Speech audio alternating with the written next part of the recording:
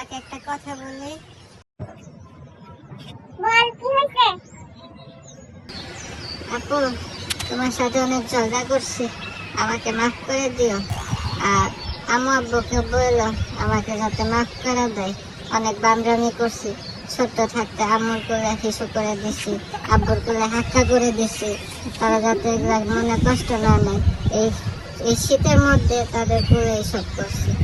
তারা যাতে মাফ করে দেয়, এখন বুঝতেছি তাদের কতটা কষ্ট দিচ্ছি।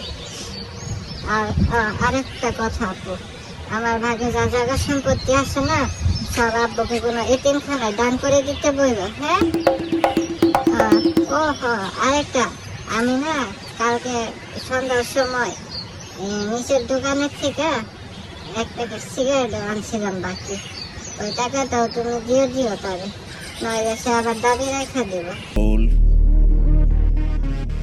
Control উদয়। কি হয়েছে তোর? কেন কই যাবি তুই? হ্যাঁ, কি সমস্যা? কিছু হয়েছে ভাই? তুই বল, টাকা লাগবে? আব্বু তোর টাকা দেয় নাই? রাগ করছিস? রাগ করিস না, কোথাও যাস না। কি হয়েছে তোর? বল আমারে বল। এই শৈত্য প্রবাহের মধ্যে আমি গোসল করতে যাইতাছি, আমার জন্য দোয়া করো। আল্লাহ, হারামজাদা, তুই দাঁড়া এখানে, দাঁড়া তুই, আজকে তোমার আজকে খবর আছে, দাঁড়া। एकदम इन्होंने वक्त बदल दिया, जज्बात बदल दिए, जिंदगी बदल दी। मारो मुझे, मारो मारो मुझे, मारो मारो। नहीं, ये मजाक हो रहा है, एक सेकंड यार, मजाक हो रहा है। नहीं।